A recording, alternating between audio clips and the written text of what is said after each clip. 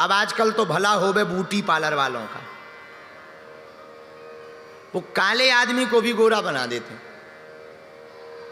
हमारे एक चेला की शादी तय भई ब्यूटी पार्लर के चक्कर में, तो लड़की को ब्यूटी पार्लर में दिखा दिया, तो इतनी गोरी नारी, लेकिन वो तो भला हो भगवान इंद्र देवता का कि जिस दिन बरमाला डलनी थी उस दिन बारिश हो गई।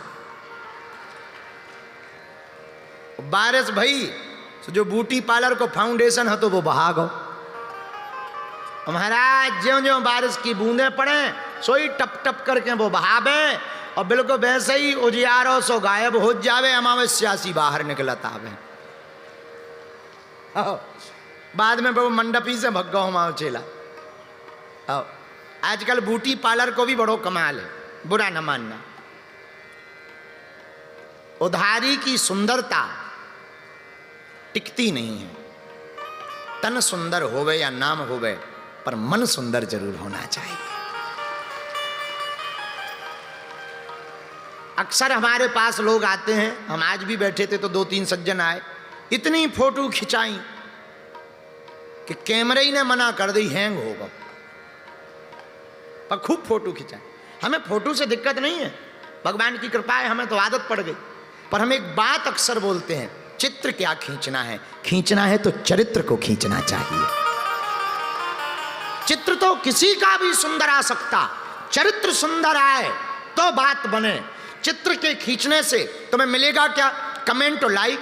हाँ ये जरूर कि बागेश्वर अच्छा आदमी भी इतना चतुर है, 4 धक्का मुक्का खा के फोटो खिंचवा ले तो पोस्ट में यही डालता है, बागेश्वर बाबा के साथ शास्त्रार्थ करते हुए।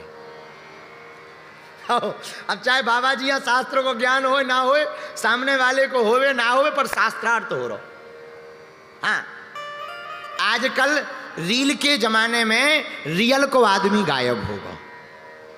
रील का इतना विचित्र जमाना आया कि रियल आदमी खोजना मुश्किल हो गया। भैया हम यही प्रार्थना करेंगे। एक सज्जन हमसे बोले आप अपने मोबाइल में बढ़िया वाला पासवर्ड रखो, तब हमने उनसे एक बहुत हाथ जोड़ के प्रार्थना करी, शुक्ला जी, देवड़ा जी, हमने कहा भैया चाहे जमाना स्क्रीनशॉट का हो या स्क्रीन रिकॉर्डिंग का हो, तुम्हारा चरित्र बढ़िया रहेगा तो कोई बाल बांका नहीं कर लेगा। हाँ चाहे स्क्रीनशॉट को होवे चाहे स्क्रीन रिकॉर्डिंग को, पर भगवान बचावे, हनुमान जी बचावे। क्या बताएं, जमाना बड़ा उल्टा है। तो आजकल तो ब्यूटी पार्लर वालों को बड़ा कमाल है। एक बहन जी मरने जा रही थी, आत्महत्या करने, तो हमने उन्हें बहुत समझाओ, उनके पति भी खड़े थे, हमने कहा मरो मत, लेकिन वो नहीं मानी। तो पति बोला महाराज माए बाहर में जाने दो। वो मरने गई और मरने के पहले वो ब्यूटी पार्लर में घुस गई। तो हमें भी बड़ी टेंशन भाई कि ये मरने जा रही थी, वो ब्यूटी पार्लर में क्यों घुस गई। तो जैसे ही वो ब्यूटी पार्लर से बाहर निकली, हमने कहा बहन जी तुम तो मरने जा रही थी पर ब्यूटी पार्लर में क्यों घुस गई। बोले बा कल अखबार में फोटो नहीं छपेगी। आओ आओ आओ बताओ, आदमी को फोटो की इतनी चिंता है। वो तो भला हो वे यमराज का बता के नहीं आता है। अगर यमराज बता के आता होता तो आदमी पहले सेल्फी खींचता, स्टेटस लगाता, आई एम गोइंग टू इमलोक।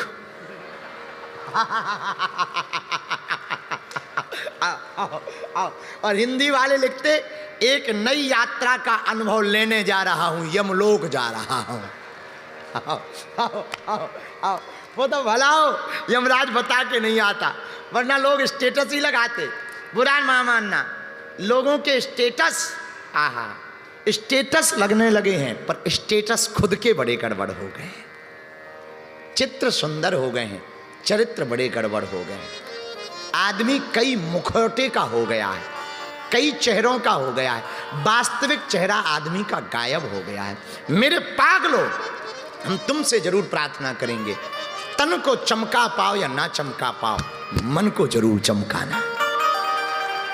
क्योंकि हमारे राम जी को पाने के लिए, हमारे गोविंद को पाने के लिए वो तन की सुंदरता को देख करके नहीं रीझता, हमारा गोविंद तो मन की सुंदरता देख करके रीझता। अपना चरित्र का निर्माण इतना बेहतर करो। कभी सोने से सिक्के से सीखना, सिक्का नाली में गिर जाता, 5 का सिक्का पर उसकी कीमत कम नहीं होती, वो 5 का भी रहता है। नाली में गिर करके भी वो 5 का रहता है, कीमत नहीं घटती। जिंदगी भी ऐसी ही होनी चाहिए कि कहीं भी गिर जाओ कीमत वही बरकरार रहनी चाहिए, कीमत ना घटे, चाहे रहो कहीं। हमें ऐसी बातें कथा से नहीं बोलनी चाहिए, पर आपको समझाने के लिए मैं प्रार्थना करूं, जिंदगी का चरित्र ऐसा बनाओ कि आपकी जिंदगी में कोई भी माहौल आ जाए, कोई भी स्थिति आ जाए, चरित्र वही रहे, आपका कद और पद वही रहे। कोई समझौता नहीं सम्मान के साथ, कोई समझौता नहीं अपनी परंपरा के साथ, कोई समझौता नहीं अपनी नियमावली।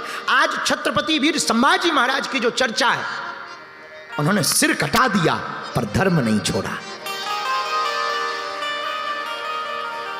रंग रंग में बोटी बोटी काटा धर्म विरोधियों ने, यातना दी, पीड़ा दी, शरीर को त्रसित किया, त्रासित किया, पर हमारे छत्रपति वीर संभाजी ने प्राण छोड़ दिए सिर्फ एक बात पर कि तुम धर्म बदल लो, तुम्हारे प्राण बख्श दिए जाएंगे। पर हमारे महाराष्ट्र का शेर कहता है हम मर जाएंगे पर धर्म नहीं बदलेंगे। और भगवान की कृपा देखो, धन्य हो हिंदू सूरवीरों का। क्या समय आया, छत्रपति वीर शिवाजी को मारने वाले के हम नामो निशान मिटाए जा रहे हैं।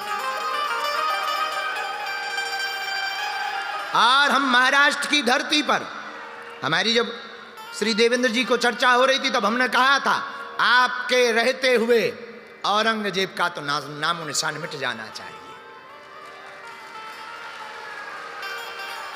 अब किसी को बुरा लगे तो लगे, देखो भाई हम तो सुधरने वाले हैं नहीं, किसी को सुधरना हो तो सुधरे। हम मुसलमानों के विरोधी नहीं हैं, हिंदुओं के पक्षधर हैं। हाँ, एक बात हम दावे से कहेंगे, इस देश में किसी ने हमको पत्र लिखा और भेजा कि आप बहुत हिंदू हिंदू करते हो, बड़ा हिंदू राष्ट्र बनाने की बात करते हो, इस देश में 80% हिंदू हैं फिर भी हिंदू राष्ट्र क्यों नहीं बन पा रहा।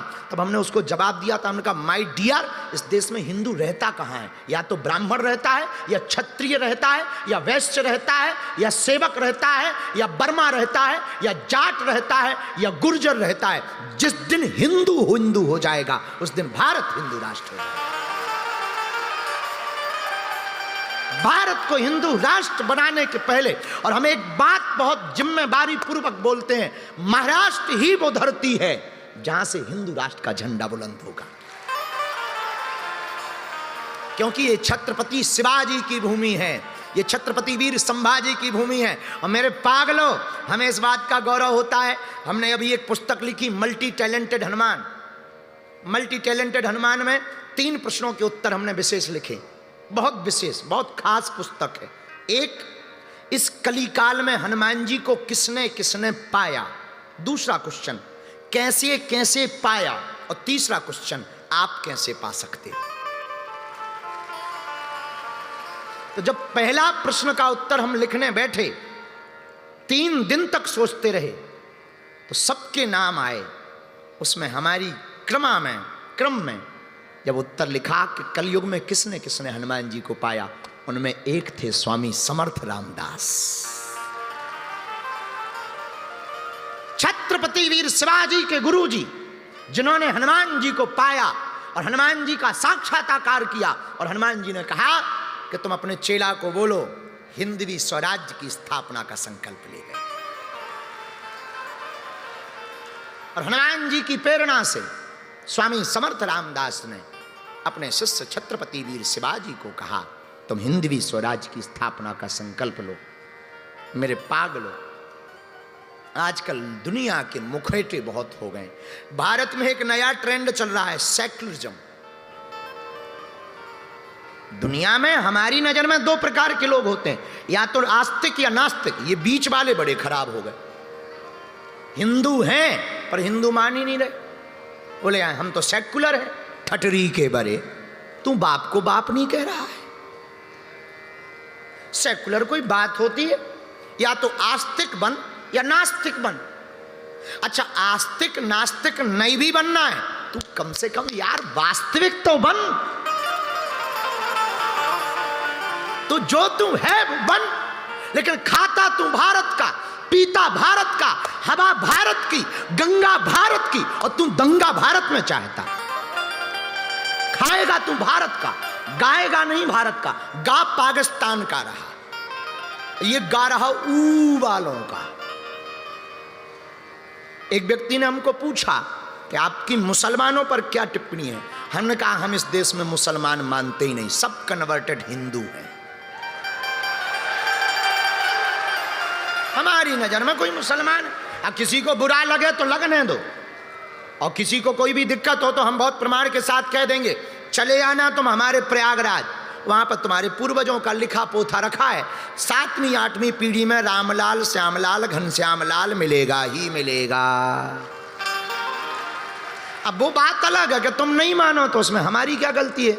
अब कोई बाप को बाप ना माने तो बेटा की क्या हलवा गलती है, वो तुम्हारी गलती।